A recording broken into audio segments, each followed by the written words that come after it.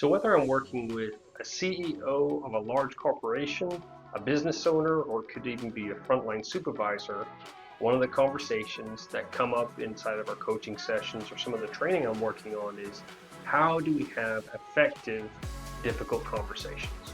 Now, a difficult conversation doesn't always have to be related to performance, but a lot of the time it's the easiest way for us to formulate how to have that discussion. It could also be to do with not so much the performance, but what's happening in someone's job role, the project they're working in, something changing inside of that, which maybe has nothing to do with that person, but it's a change in strategy for the company. We could be experimenting and trying a couple of different things, and we have to reassess and change people's responsibilities inside of the company. And for some people, that's a very difficult conversation to have.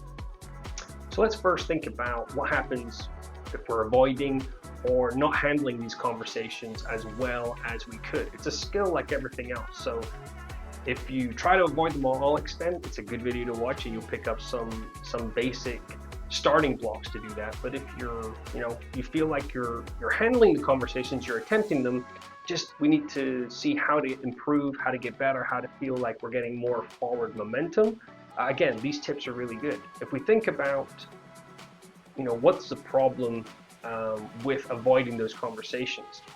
It's pretty basic, but I think it's good to reiterate because it's another strong point for us when we're framing the conversation to the person we're going to have. But we really want to look at, what could it do to the team dynamics, team performance, confusion, miscommunication around the team members. That's a lot of the basic telltale signs that we're going to see if we avoid the conversation or we don't properly execute the conversation in a structured way to make sure that we're moving forward. And that's a big part of all communication, but especially the uncomfortable conversations that we phrase, the ones that we want to avoid.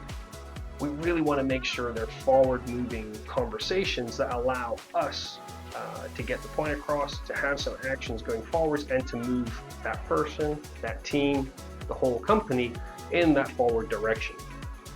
And just like everything else, the first time we do this, the second time we do this, or we try to implement these points, it's going to be tough. You're not going to have a home run on the very first pitch that gets thrown out to you. It's going to take time to go through it, but I really encourage you to kind of go through these steps, but also at the end, as you're kind of going through it and you're becoming more, it's like an unconscious knowledge, you're doing it also automatically.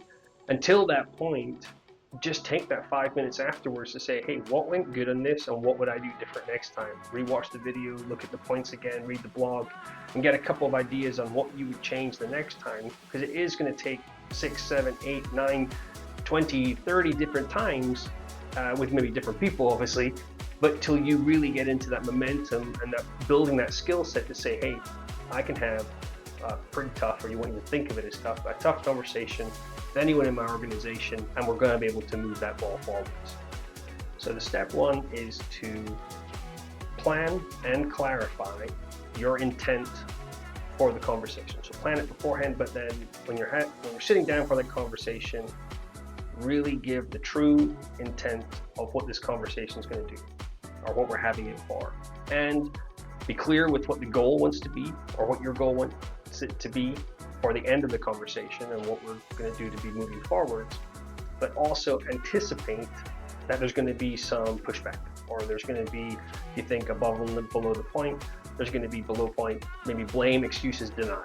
There's going to be some of that, especially if you think it's an uncomfortable conversation. There's already your gut's telling you that there's going to be some of that involved. There's going to be some excuses. There's going to be reasons why, everything else.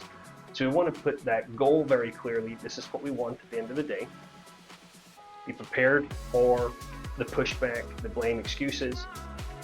Be able to kind of navigate them by, I wouldn't say deflecting, but bringing back the clarity to the goal. Okay? Acknowledge, and then how do we start really understanding what that goal is and get agreement on that goal before we move any further inside of the other steps. Second one is, to lead by empathy. So empathy, we're talking about being able to put ourselves in someone else's shoes and think about how they are feeling at this time and how this is coming across. if we've done this right, we've been thinking about this conversation for a while, we've been planning it out, we've thought about all the steps.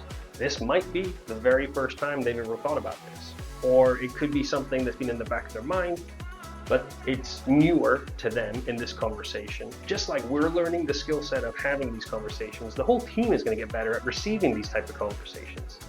So if it's the first time for us, or we don't do this very often, it's more than likely that our team doesn't receive this type of conversation, this type of mentoring or coaching inside of their performance. So it's kind of new for both of us. So be able to put yourself in their perspective, that they're hearing this maybe for the first time, or that it's something that has been skirted around in the past, and be able to put yourself in their shoes. Say, hey, I understand. I understand what you're feeling. This is new. This is something that is maybe different, but let's bring it back to the goal for the conversation. We're always bringing it back to the goal. You can absolutely give empathy, agree with them, or putting yourself in their shoes, but at the end of the day, we go back to what we're here to do, and that's address that one goal and what we want to get out of this conversation. But always, as hard, as best as you can, put yourself in their shoes and think about what they're hearing and feeling, and be able to articulate a way forwards with them. And the third piece is making sure that once we've gone through this, there'll be some emotions, there'll be some maybe raised voices, maybe not, maybe some shying away, but bringing it together, making sure that they understand the goal. We've gone through their side, our perspective, everything else. We're really focused on a solution. So when we're focused on a solution to me means that we've got actionable steps that they're agreeing, we're agreeing, we're taking with a deadline, or making them into SMART goals to make sure they're very specific, that there's no way of looking around it any different. They're very, very clear, actionable steps that they're going to take, and encourage them. Again, if you're getting them above point, if they're below point and getting them above point, the best way to do that is to ask questions. What is a way that we can improve X, Y, Z? What's a solution to the goal that we have from their perspective? They might not come up with anything, and that could be a really kind of tough part of the conversation. My advice inside of that is there something that we could do? So let's extend that on the whole branch a little bit. So is there something that I can do? And you being the person that just you, not the other parts of the team or anything else, but just yourself. They might come up with something very, very quickly. Great, that's something I can do, and I can put that as the action plan, as long as it's something that you agree with. And then putting it back. So is there anything you can do? If there's still nothing that they can do, we have to look at, is this the right person for the position, all the other different parts, and this might be the first step in the steps that you're going to take, through a PIP, personal improvement plan, or something else more formally documented. But we want to be able to see, look, if I'm doing something, what is it that you can do too? And encourage them to take that little bit of ownership. It's not going to be a one-time conversation. You're going to have several conversations moving the ball forwards. But in this initial one, if we really focus in on what's that actionable step that they can do something with, it'll move the ball forwards for them, making sure that if there is something that we want to do as well, or have to do, or they've recommended and we agree that that's a good thing for us to do, we're doing that too and being able to follow through it. So a great way to kind of wrap it up is, okay, you know what, you work on this piece, I'll work on this piece, and let's meet back at the end of the day, tomorrow morning, whatever the right time frame is, and let's build this back up. So again, we go through the same three things, but we're doing it from the next point in the conversation. So we move it forward just a little bit more, and a little bit further then and again. So mastering difficult, awkward conversations is absolutely a skill set. And to build a skill set, we have to plan, we have to learn, we have to practice. So there's a lot of practicing inside of this that goes on until we've built that skill set to a really high quality level. But following these three components, the preparing with intent and having those goals, leading with empathy and putting yourself in their perspective, from their perspective, and then being solution focused at the end, making sure there's an actionable plan for the next steps going forwards. Following this consistently every time, it'll definitely be able to build that rhythm. You're going to be able to identify and solve issues quicker, and that's the big part of this. Is we want every conversation, like I said at the beginning, to be forward moving.